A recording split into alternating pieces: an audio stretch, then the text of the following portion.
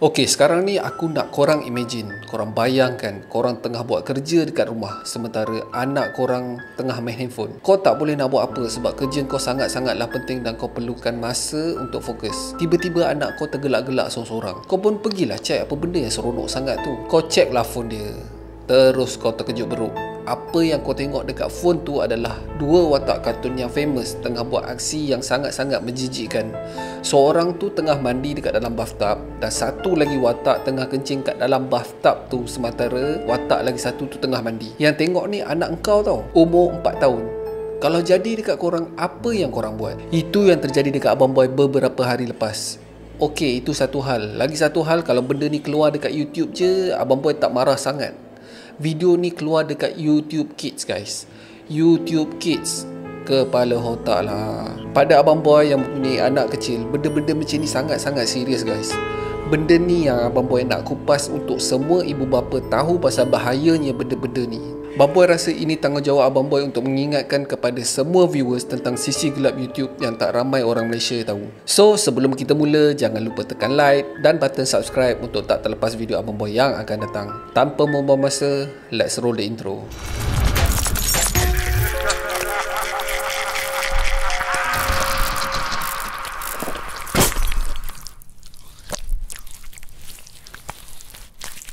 Korang pernah dengar terma Elsa Gate? Apa sebenarnya Elsa Gate ni?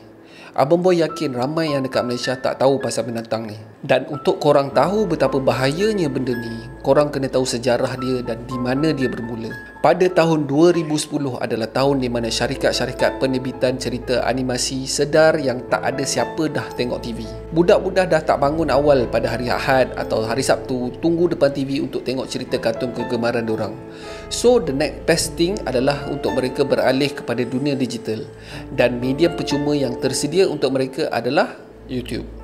Production besar seperti Sesame Street, Thomas and Friends, Disney, Looney Tunes dan banyak lagi lah. Dan beberapa tahun selepas tu, kita disajikan dengan production kecil seperti Pinkfong, Cocomelon, Peppa Pig. Dan benda ni sebenarnya menjadi hit, guys. Pada awalnya production kecil ni bermula dekat dalam bilik tidur je. Tetapi sekarang dorang dah boleh buka pejabat, guys. Semua income ni berpunca daripada YouTube Partner Program. So, saingan untuk mendapatkan viewers semakin hari semakin sukar.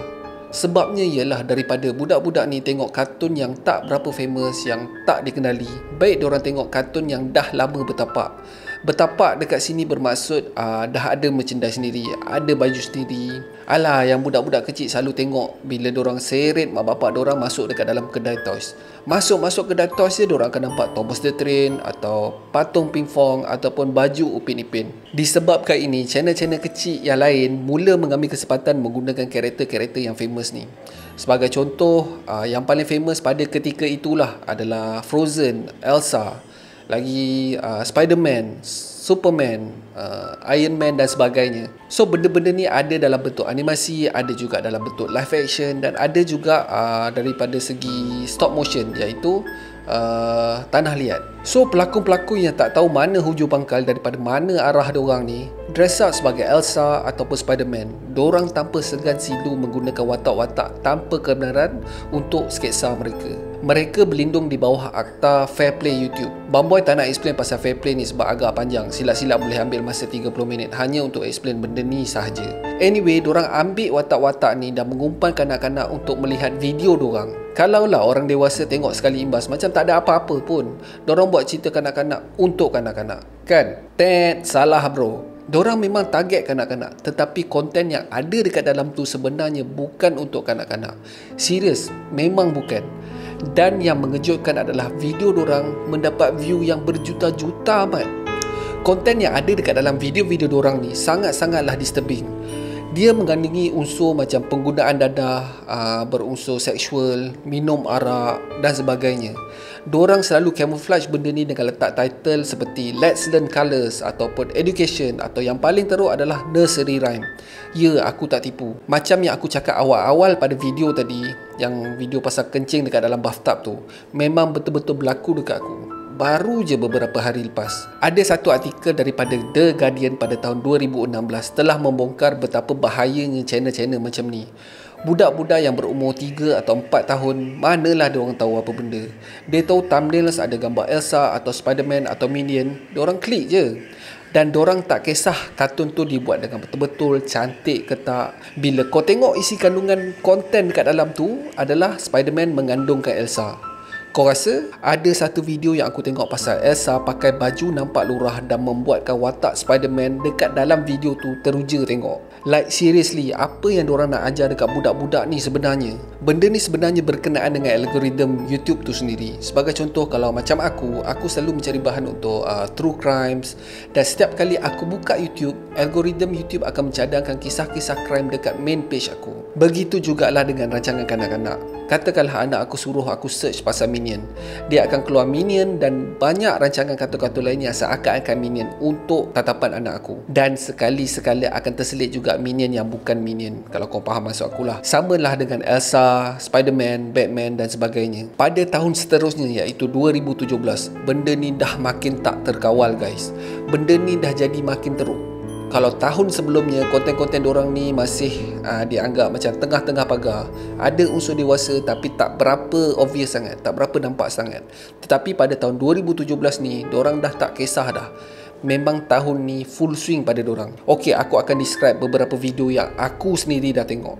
Ada video tentang Elsa dijadikan hamba adi dan dipaksa menjadi penari tiang di kelab malam. Ada video pula di mana Elsa kena teka najis siapa yang berak, sama ada Spiderman ataupun orang lain. Gila mat, serius gila. Benda macam ni nak bagi anak-anak kita tengok tau. Panas tu. So selepas benda ni jadi famous, ada beberapa teori tentang adanya channel-channel macam ni. Satu teori mengatakan yang channel ni adalah satu usaha yang dijalankan oleh pedofilia untuk melatih anak-anak kita supaya dah biasa dengan benda-benda jijik macam ni. Dan of course lagi satu sebab adalah duit lah. Duit yang dijanakan oleh video-video tu sendiri. Pada tahun yang sama jugalah, kempen kesedaran tentang kewujudan konten-konten macam ni tumbuh macam cendawan. Berita-berita dah selalu buat coverage, influencer besar YouTube buat pembincangan pasal benda ni dekat channel diorang. Dan pada masa ni lah perkataan Elsa Gate ni wujud. Sebab rata-rata video macam ni menggunakan watak Elsa. Dan pada masa tu cerita Frozen memang tengah top. Rata-rata pengguna media sosial yang menentang benda ni menggunakan hashtag ElsaGate. Surat-surat khabar besar sudah mula mengetengahkan pasal isu ElsaGate ni. Dan channel yang banyak disebut adalah channel Toy Freaks yang telah beroperasi selama 2 tahun dan memiliki sebanyak 8.54 juta subscriber. 8 juta bro. Gila babs tol. Dan channel ni adalah di antara top 100 channel YouTube yang digemari. Pada masa ni jugalah selebriti-selebriti mula menentang pasal kewujudan ElsaGate ni. Artis-artis seperti B.O.B, bekas pengulas sukan UFC iaitu Joe Rogan dan juga pembaca berita Philly D mengulas dan menentang sehabis-habisnya pasal channel-channel ni. Benda ni boleh dikatakan menjadi topik paling viral pada tahun tu. It was about Minions, Despicable Me, and then this ridiculous insanity pops up for them. This is from Zin Zin Cartoon, titled Minions Banana Baby Drinks Piss Water. Funny story, full episodes. Finger Family. Rakyat marah. Rakyat memang sangat-sangat marah. Rakyat nak tahu kenapa benda-benda macam ni boleh lepas tapisan YouTube sementara YouTube masih tak buat apa-apa. Bukan hanya YouTube tau, YouTube Kids. Ada beberapa user YouTube mengambil tindakan memberi email kepada syarikat-syarikat besar yang mengiklankan produk diorang dekat YouTube. Basically diorang suruh syarikat-syarikat besar ni untuk stop support YouTube sebabkan iklan diorang keluar dekat video ElsaGate semasa video tu dimainkan. Time ni jurucakap YouTube memberi kenyataan yang video-video seperti ini jumlah dia sangat-sangatlah sikit dan segala tapisan dilakukan oleh program-program komputer ataupun bot, dan ada kalanya bot akan terlepas pandang akan video-video yang bertemakan kanak-kanak ni. Menurut dia lagi, YouTube tak bertanggungjawab dengan apa yang keluar di main page, akan tetapi tanggungjawab untuk monitor benda-benda macam ni adalah tanggungjawab ibu bapa. Which is apa benda yang dicakap tu memang tak salah lah pada aku. Akan tetapi selepas diberi tekanan hebat oleh netizen, YouTube telah mengubah community guideline pada Ogos 2017, di mana guideline itu mengatakan yang setiap konten yang menggunakan watak kanak-kanak yang family friendly bagi tujuan yang tak sesuai tidak akan mendapat status monetization. Bermakna video tu tak akan mendapat kutipan wang daripada mana-mana iklan. Kita ingatkan benda ni boleh selesai lah selepas tu. Anak-anak kita akan selamat dan semua orang boleh happy. Memang tak lah cerita dia. Walaupun dengan macam-macam restriction dan ugutan demonetization, konten-konten merapu ni masih ada. Walaupun tak banyak macam 2016 dan awal 2017, masih ada lagi yang menyelinap masuk untuk paparan anak-anak kita. Atas sebab ni, pada pandangan masyarakat, YouTube tak buat kerja apa-apa guys. Sebab apa? Pada hujung tahun tu, video Elsa Gate ni masih mencanak-canak naik guys. So end up semua syarikat-syarikat besar mengumumkan untuk tarik diri untuk mengiklankan apa saja produk diorang dekat YouTube. Time ni dah dekat Christmas tau. Bukan company kecil-kecil Adidas, Amazon, Nike, eBay, semua tarik balik iklan diorang sebab diorang tak nak dilihat sebagai penyumbang dan supporter untuk video-video jijik ni. Time ni YouTube dah goyang mat. Betul-betul goyang. Atas sebab ni, YouTube telah mengambil tindakan drastik guys. YouTube bukan hanya menapis channel-channel ni dah. Dia tak buat dah. Dia terus jatuhkan bom nuklear guys. Pada November 2017, dikatakan pihak YouTube telah shutdown 250 channel, membuang 150,000 video konten dan demonetization 625,000 video yang mempunyai unsur-unsur Elsa Gate. Dikatakan seramai 10,000 pekerja YouTube ditugaskan untuk menapis konten-konten yang berunsur kanak-kanak setiap hari sepanjang masa. Ratusan ribu video hilang dalam masa beberapa hari je. Akan tetapi apa yang YouTube buat ni ada masalah juga guys. Walaupun diorang kata yang diorang ada 10,000 orang staff ditugaskan untuk monitor Elsa Gate ni, yang sebenarnya kebanyakan kerja-kerja ni dilakukan oleh bot ataupun program komputer. Apa saja konten yang melibatkan dengan kartun, animasi ataupun channel game kanak-kanak yang biasa je juga menerima kesan demonetization ni. Dalam erti kata lain, diorang tak boleh menjanakan duit melalui video diorang. Memang sekali libas je, semua diorang pukul rata. Even sekarang, kalau korang tengok video kanak-kanak yang langsung tak ada kena-mengena dengan Elsa Gate ni, boleh dikatakan sebahagian besar telah ditutup bahagian komen. YouTube dah tak nak mengambil apa-apa peluang dah. Diorang dah tak nak pisang berbuah 3, 4, 5, 6 kali dah. Even sekarang pun, Bamboy sebagai content creator, kalau nak upload apa-apa video, sebelum upload tu, YouTube akan tanya sama ada konten ni dibuat untuk kanak-kanak ataupun tidak. YouTube dah mula ambil langkah berjaga-jaga atas kelekaan diorang pada masa lampau. Dan dengan segala restriction ni, mungkinlah kita boleh ambil nafas lega kan?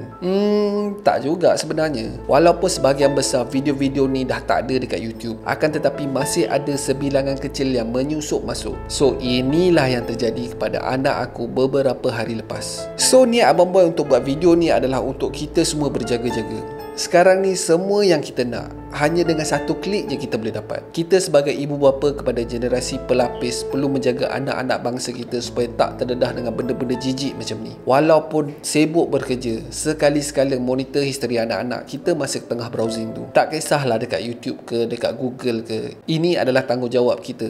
Sebusy mana pun, itu adalah anak kita. So kongsi pandangan korang dekat bawah. So that's it for today guys. Terima kasih sebab tengok video Abang Boy sampai habis.